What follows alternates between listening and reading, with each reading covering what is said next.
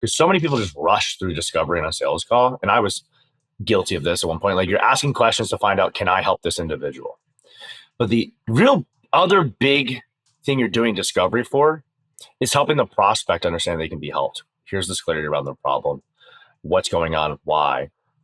And then when you're digging in, like, then you also have to make sure that their beliefs are set up properly so that they're like open to actually changing the situation.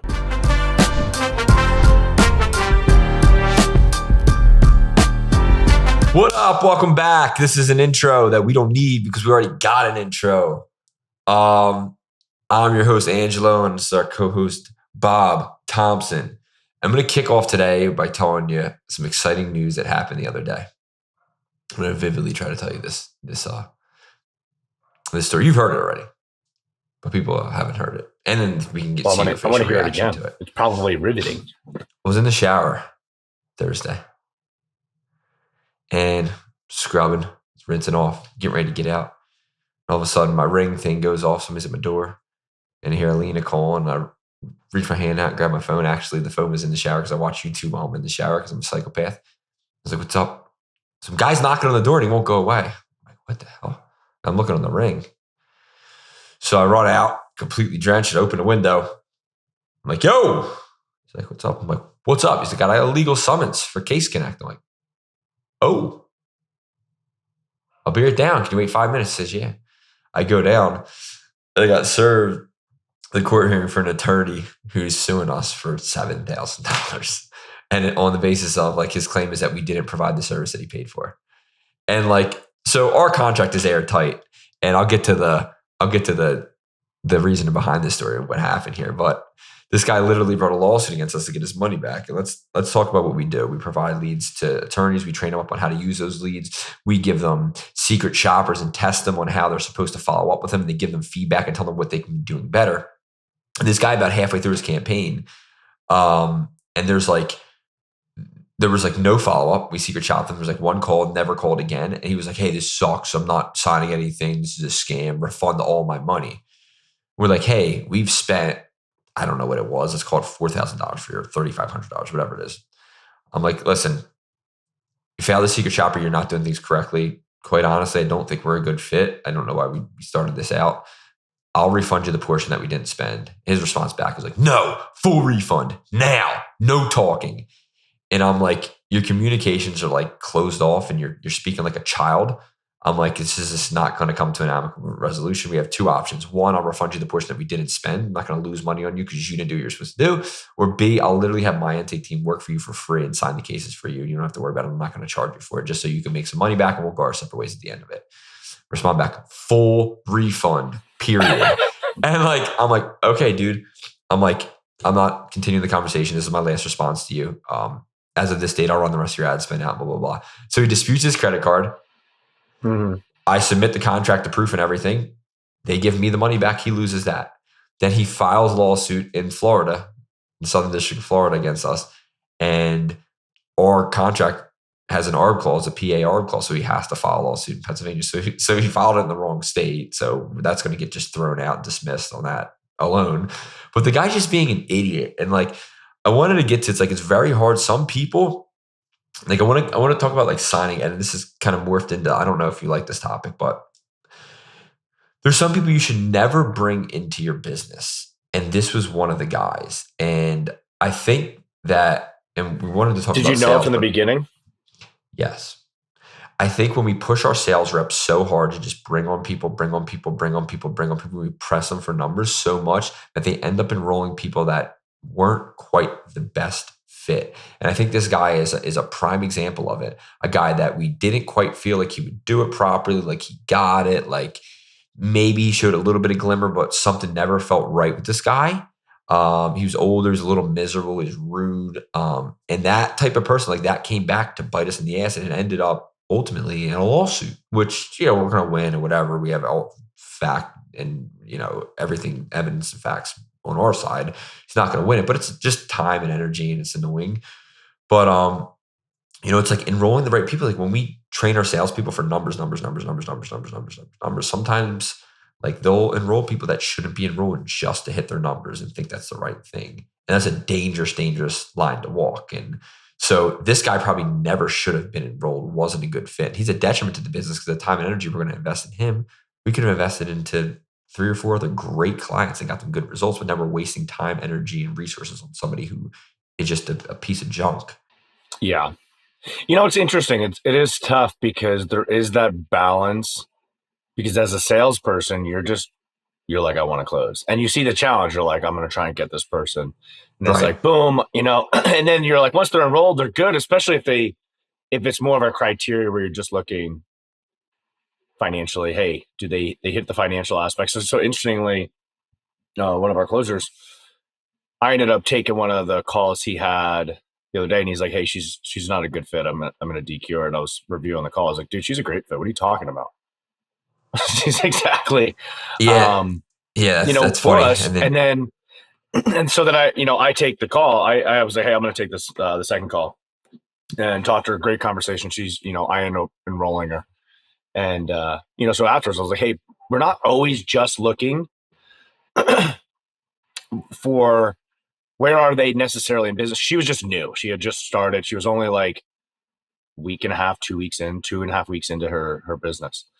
And, she was in a small space, but like she had the history in the game, but then also like the passion and the desire to like really go to the next level. And she just didn't know how. So it was like, awesome. And she was immense. She's like, I'm ready to learn, apply, like going, cool.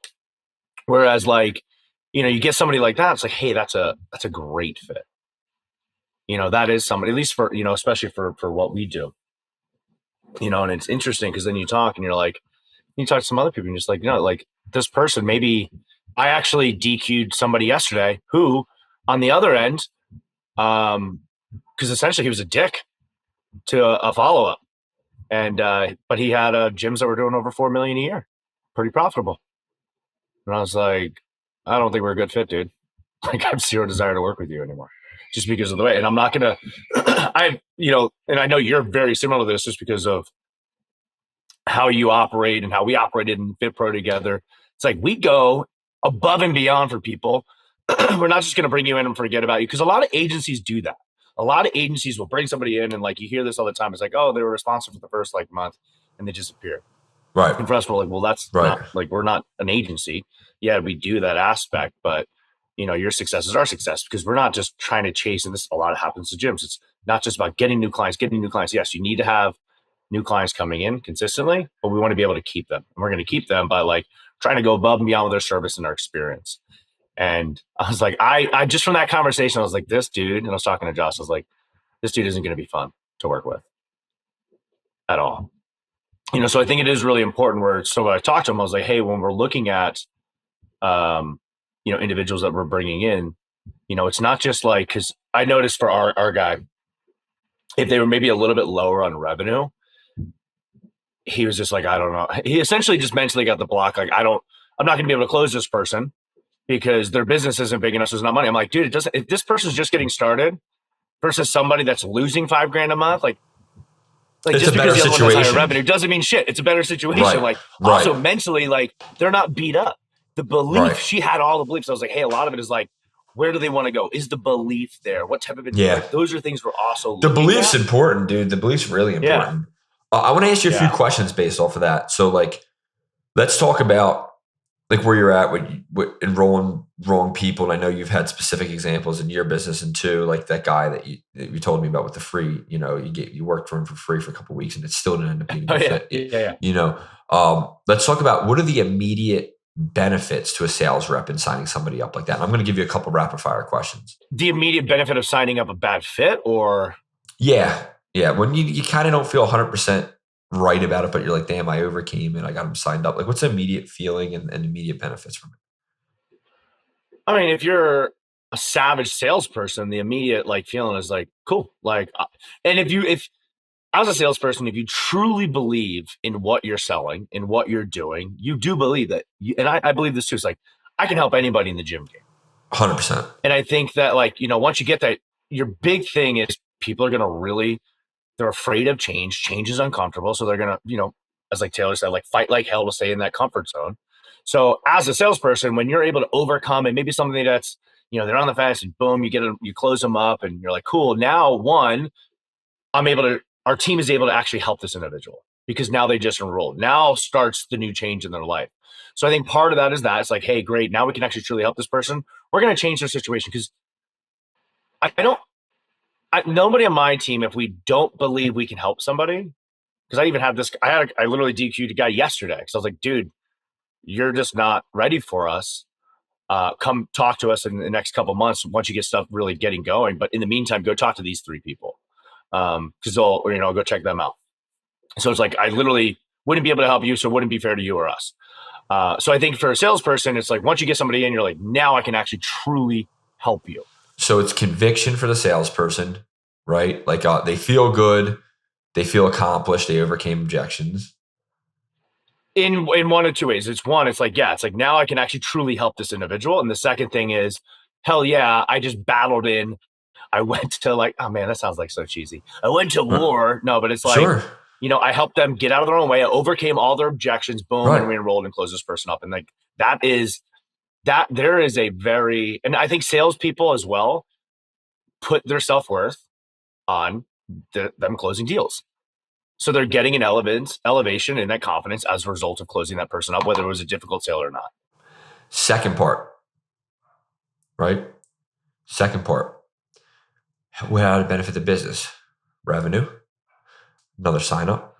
Yep. Makes your numbers look better, right? Yep. These are all the positives of even enrolling somebody who is like either on the fence, might not be a good fit, right? Let's flip it to the other side. I'm going to ask you another question.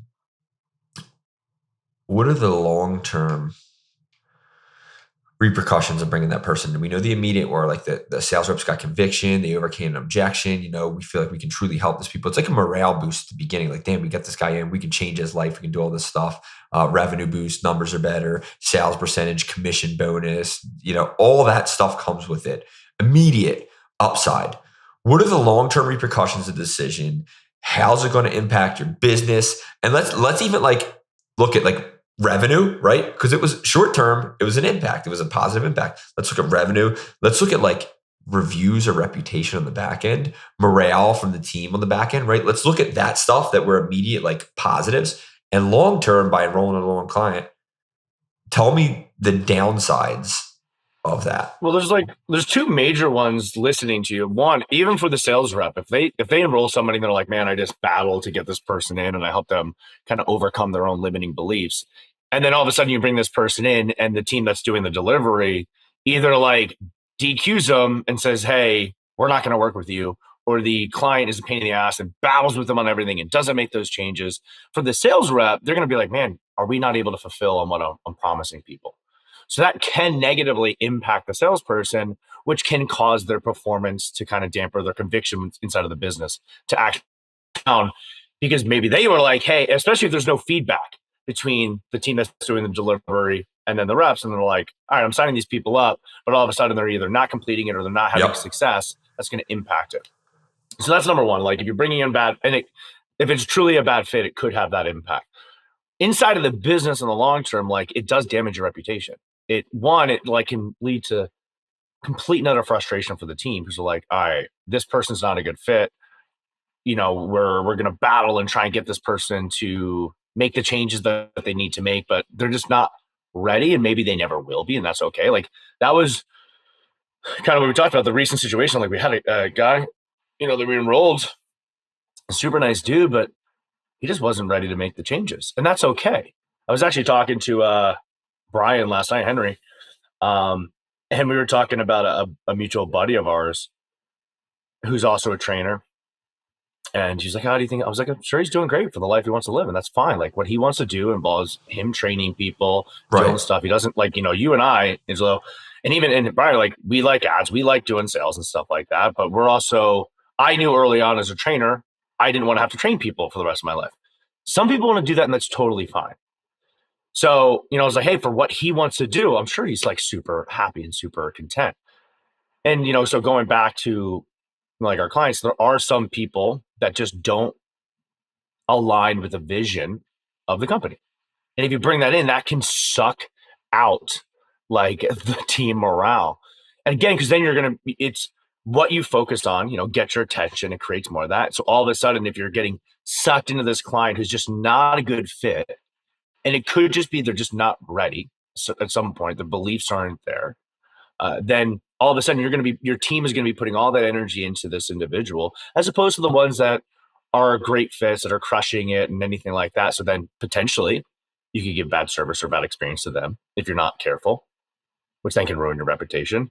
It can also lead to just complete utter frustrations on the team, as they're like, it's like dealing with this, it's constant headaches, putting out fires, dealing with bullshit, bad fits. Can we do what we do work? So it's reputation as far as the company and reputation as far as the team and their belief inside of it. Yeah, I think it's like there's a lot of upside at the beginning and there's a lot of downside on the back end. I think the other big thing too for the client as well, if you bring somebody in, because and this is what talk about in the gyms, and we talk about with when we're doing sales for Gym Academy as well. It's like the big thing that we're looking to do is help people get clarity, because we want them to get value, whether we enroll them or not. And we want them to have, and so like for that individual, I say this especially for bringing people into your gyms.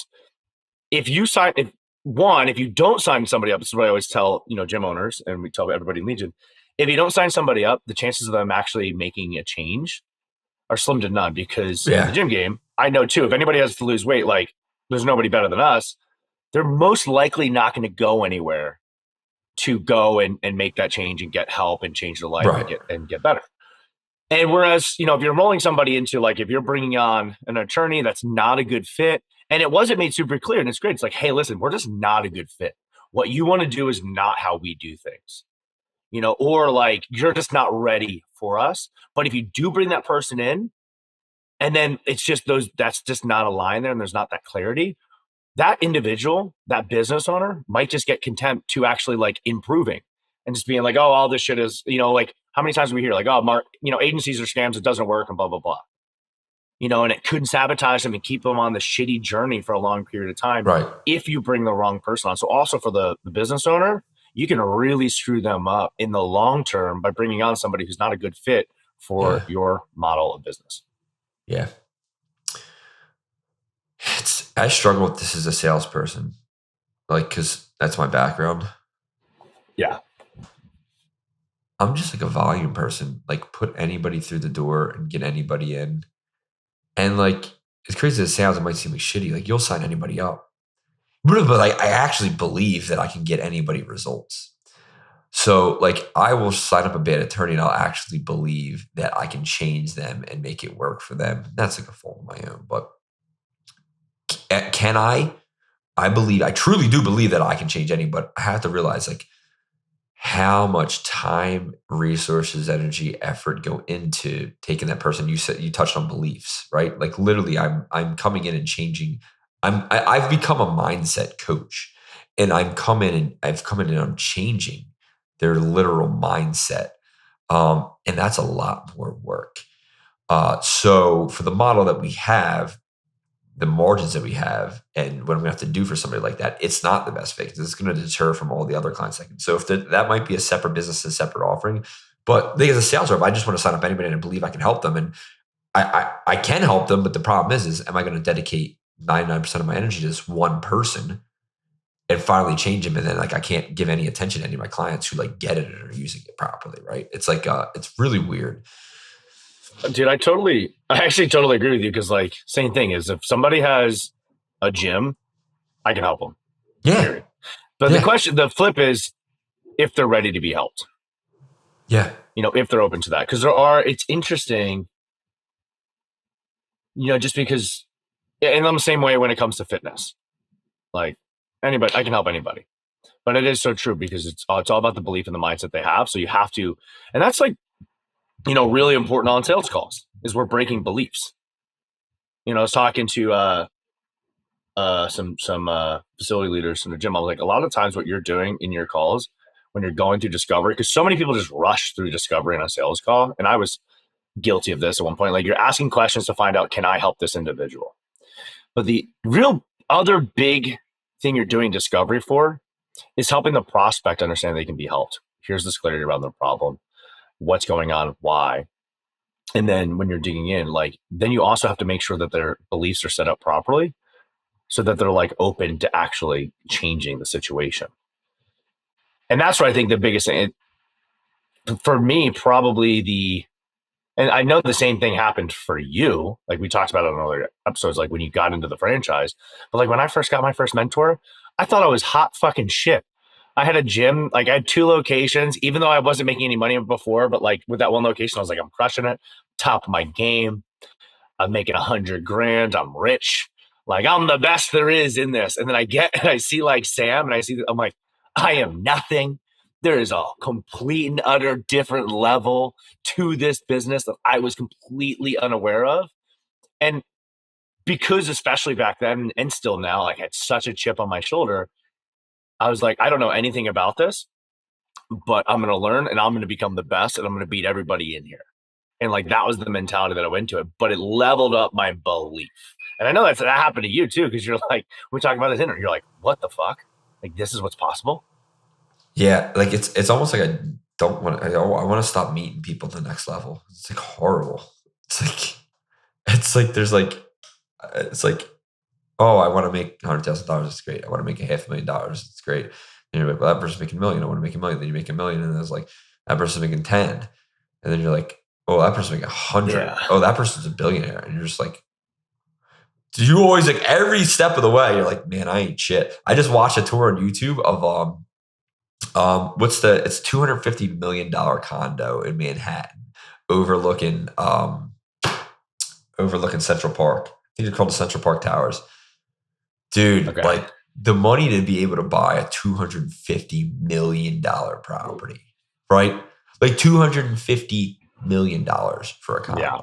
And it sits on top of the world. It's the craziest thing. If you I think maybe you can edit in. Can somebody edit in some footage of this video? Like, you know, editors, like if you watch this on YouTube, it is the most insane. You have 360-degree views of the entire Manhattan. Like you sit above. It's like it's the highest residential building in the world. Residents in the world, dude. It's insane. And I'm sitting there thinking, like, dude, like I'm at like a level of wealth where I'm like, dude, this is awesome. I never believed this is possible. And then I'm looking at that. And I'm like, dude, there's people I really think of me as like a homeless person. Like, it's like you almost don't want to see any. Instagram and YouTube has like ruined my life because I see what's possible. I'm like, God, I can't. And then you meet these people in person. You're like, well, there are really people that live like this. And it's very common. It's not, there's a lot of people that live like stupid, crazy lifestyles. What have you done to be present in the moment and to share gratitude and appreciation for where you are currently when you see situations like that? Do you want me to tell you the answer that everybody thinks? I want the truth, say the real truth, bro. Nothing. and it sucks, dude.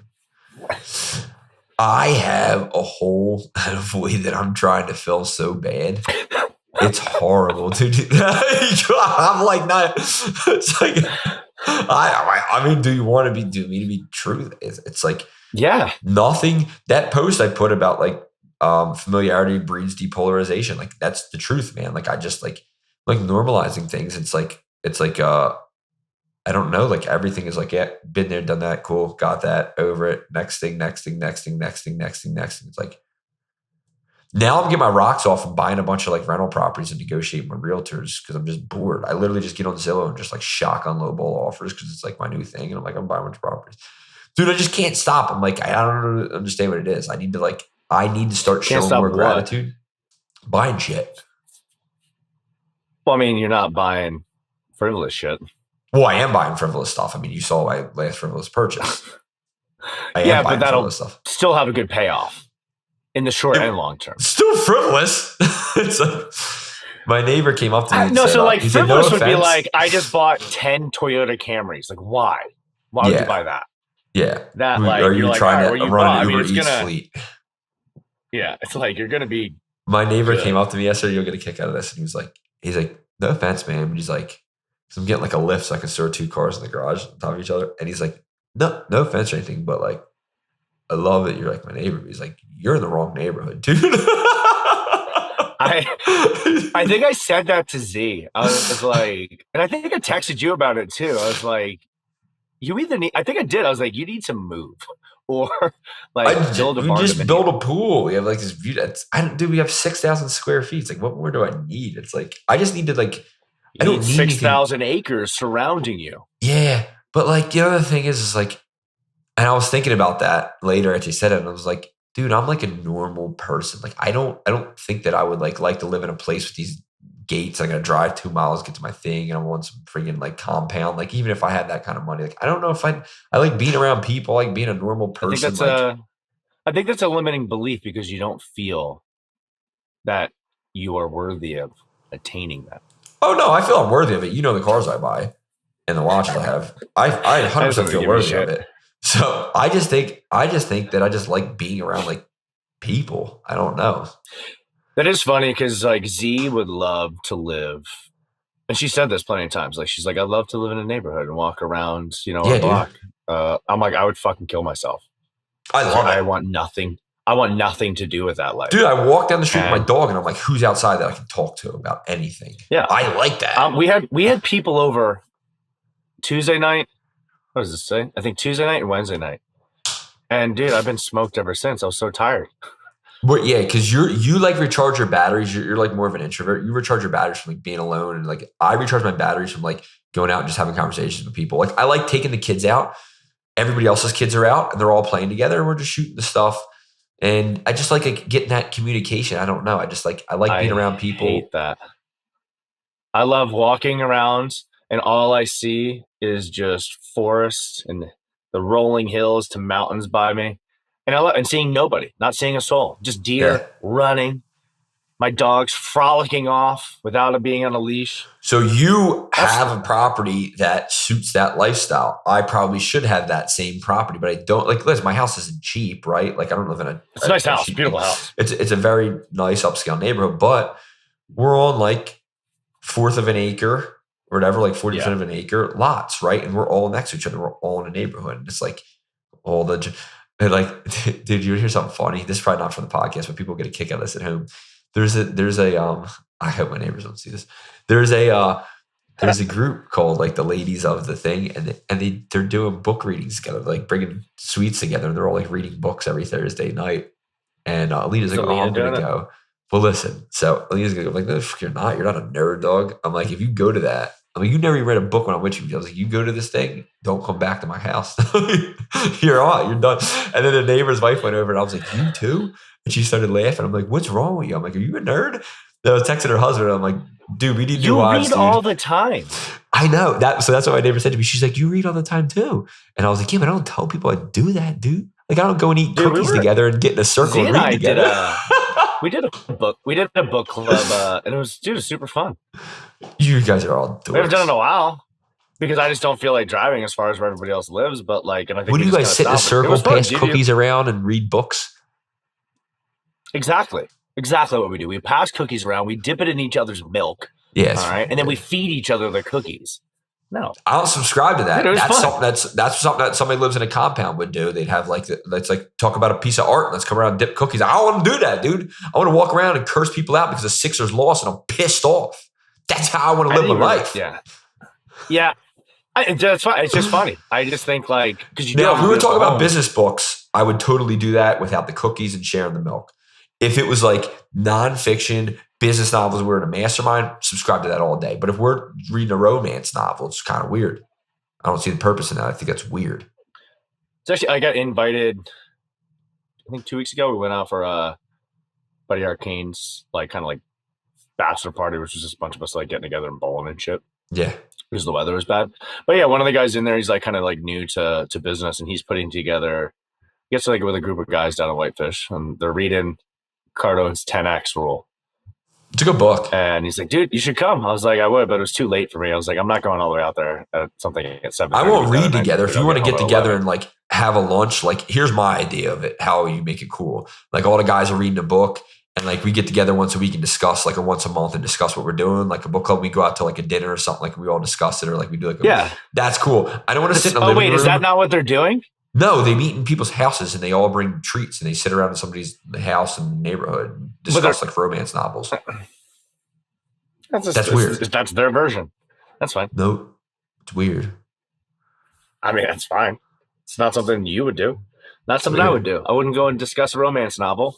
I would like to be on the cover. I tried being on the cover of a romance novel because one Wait, of the whoa, what? one of the early members at Legion, she was a romance novel novelist and author, and she has a ton. I don't know. She's probably like 30, 50, whatever plus books now. So I was trying to like inch my way into being on the Wait, cover. what was her name? Never quite had it. What was the first Renee name? Lee Fisher. Uh, Renee. She was it was like early. It was probably 2015, 2016. That's when I was There's still a sloppy big fat, author I sold a car to that lived around eating there. cheese. She's like New York Times. We've had a couple authors. We've had a couple authors that have been through Legion. I forget her name. So, super sweetheart, nice lady. I like how we started talking about sales and enrolling bad clients. Dude, it's ADHD. It's how we roll. I wouldn't have it any other way. I wouldn't have it any other way. Back to sales, dude. Can I tell you? I was role playing all this week, and sales numbers are much better. Listening to calls, giving feedback, holding people accountable. It's like when I don't do that stuff, it sucks. When all you do is push for numbers, it makes a big difference. Clients.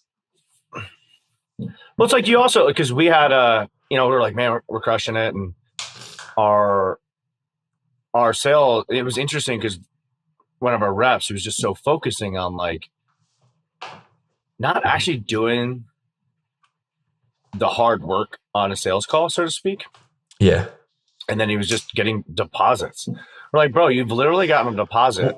What do you mean? Like skipping the fact finding and finding the actual pain? It's like, going into discovery and challenging people and then overcoming and going in and really like helping prevent people from overcoming and like going down and, and almost to a degree, like going to the lowest common denominator. So it was interesting, like, wow, there's people. And then like some of them were good fits, some of them backed out. So we started doing more role play and it's been huge. Dude, it's huge. It's just, and that's one of the things that like Josh and I do. Like, we don't take as many sales calls. I've ramped up the ones I'm taking now as like, we were like, all right, let's our sales numbers went down as far as percentage.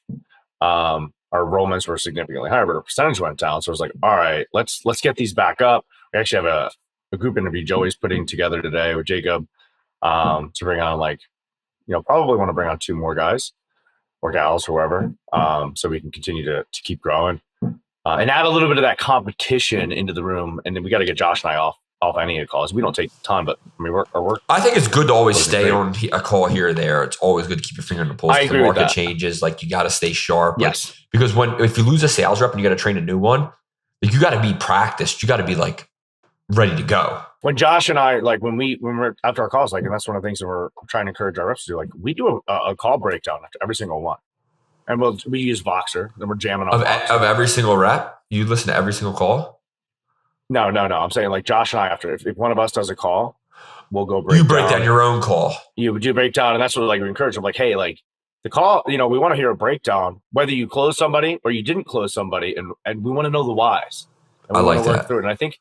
And it's like, then it's just talking through. It's like, dude, even like, because I had a great call one day, and there's probably something I could have done a little bit better. The call was still great, but just like jamming with Josh, and I was like, yo, could you take a look at this part of the call and give me some feedback? But even just like us talking back and forth, and then boom, just from that, it's like, hey, add this little tweak, and this is what you probably could have done. Take it in, and then immediately take it to the next call, and it's great. But I think I like that a lot.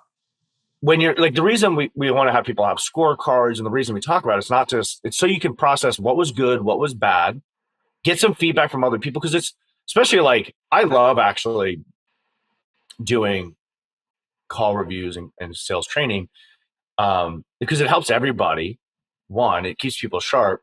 But yeah, like we like doing a breakdown after every single one because then you're just processing. You're like, cool, all right, boom. I learned something from this, the good or the bad. And even if you enroll somebody, it's like, hey, was there somewhere I could have done a little bit better? Or if there's something really good, it's like, this is something I want. Hey, this is what clicked for me, and I want you guys to all keep an eye out for it, kind of thing. But yeah, you see me like processing right now? Like, you see my whole face? Yeah. Dude, I think it's brilliant. So I'm going to have my team, I know they submit one call a week for me to review, but I'm going to have them review their own call film a loom, break down what they did good, break down what they can improve, and literally like, because I think the best, because we always talk about entrepreneurs, like for you to be successful, you need to like be able to understand, see a problem and understand how to solve it and go figure out how to solve it on your own. This is like training like that for a sales rep. You see your call, see what's wrong with it, identify it, and then go figure out how to fix it and then present that. I think that's like, holy crap, why haven't I been doing this? Why do I keep giving people the answers? Well, and I think that comes down to, well, awesome. I thought it was good. I didn't realize it was so good. But I think it's the goal with team members is to provide them assistance, but we want them to be able to self-correct themselves. I'm literally about to open up Slack and say this right now. Yeah. That's why this is great. And you can also use, there's voice, so we use Slack too. So we have a channel where now we just drop all of our calls. And then we use Voxer for that communication throughout the day. Yeah. And and it's just, it allows, we want, if somebody has a scorecard, we want them to know like, hey, if I see this is happening or this trend or something like that, I don't want to have somebody have to come in and tell me what to fix. Right. We want to self-identify. Even if it's like, hey, I've self-identified that I'm missing something in discovery and I just can't figure it the fuck out. Right. So I need can somebody come in and help me with discovery too? It's like, we want that kind of detail coming into it. And it's like, that's where the analyzation comes in of how do I consistently improve? And that's just, I think, the desire for people to constantly get better. It's the same thing like why we have a coach in a gym have their scorecard. Because we want them to be tracking what's eventually going to have an impact on the end result, which will essentially be the P&L of the business and everything that makes up for it. And if something is off, they can literally see it without somebody else having to come in and give them the answers. And they can go, hey, I know that as I'm not getting referrals, which means, man, my classes must not be a level of experience that it needs to be. Yeah. And I think it's because of this and this, or it's like, hey guys, like, I don't know what's going on. My class size is going down if I'm doing a boot camp. I feel like my energy's good. I'm just missing something, but I know that there's something missing. And if I don't fix this issue, it's going to lead to some attrition issues. Can somebody come and help me out? So it's as simple as that. It's like knowing what questions to ask, where the corrections need to be made, or, hey, I noticed this is happening. Boom, this is the fix that I'm going to make. Life hack for entrepreneurs or anybody who wants to be successful. When you hear something and you think it's good, just literally go and do it. I literally just went and like implemented what you said, like as you said it. Like that was like I literally like, that's why I shouldn't be like flying a plane or doing anything important, because I'll literally just stop and like once I hear something, I'm done. Like I'm like new process. As soon as this is over, I'm gonna hit send and call everybody and explain it. Like it's literally all typed out in Slack. Like this is what I want done. Dude, it's brilliant. Like hearing things like that, I know like I just literally just went blank. You're probably like, well, what happened to Andrew? Just screen freeze? Dude, you just gave me a great idea. For anybody that hears a good idea and like gets a good feeling about it, just go with it. Dude, I love that. You can analyze your own freaking problem. You're teaching like they say when you learn something, like writing it down, taking notes, but like actually teaching it cements it, right? Makes you an expert on it. You learn it. Like that's what this is. You have no clue what you were doing, dude. You're a freaking genius. Well, I knew it was helpful. I didn't know. Well, I'm happy to hear that response. Yeah. And it was funny because like when I was talking, I was like, hey man, I was talking to our rep. I was like, dude, Josh and I do this after every call that we take. I was like, we need you make to it mandatory for every rep to do it. And because like honestly, leading up to it, we realized that we weren't giving the support that we need. Like we weren't giving the coaching and the reviews. Right. But so it was like, hey, how can we? These are the changes that we need to make. And it was interesting because he's like, I don't know if I want to do that. I'm like, I don't care. You got to do it. I was like, it's not for us. It's for you. Right. I was like, we'll be able to help you, but you have to process like, hey, what happened in this call? I need to be able to process it because if you can't figure it out, if you constantly need somebody telling you, you're never going to get it. And it's going to keep on happening. And we can also identify what they're not seeing and give a little bit of feedback to and kind of coach them on like things to look for. And but yeah, I think it's really good to do that instead of giving people the answers, right? Like they say, you don't want to give people the answers. That's the same thing. Like have them learn how to, I guess school doesn't teach people, like we were talking about school, like teach you how to like solve your own problems or figure out the answers to the problem. This is what that is. It's teaching you how to just figure out your own answers to your problems. Dude, I like that. You're going to try and bring up like A+ people, they have to be able to make those kind of decisions for themselves. And some people can't be trained. Some people can't do that. Like some people just don't have the ability to do that. Some people can already do that without you telling them. But there's some people in the middle that need to be taught it and then can be moved along. Like I guess when Cole was saying like we don't want to hire in the sales training, and I know you didn't watch the video, but one of them was like we don't want to hire a 4 and make them a 6. We want to hire like a 7 and make them a 10 or something like that. Like we don't want to take people from like a 1 to a 5, right? So we want to find people that like kind of get it, understand it, just need a little bit of handhold to get there, a little bit of structure and training, and make them a superstar. Make them superstar. And I think on that note, we should end it.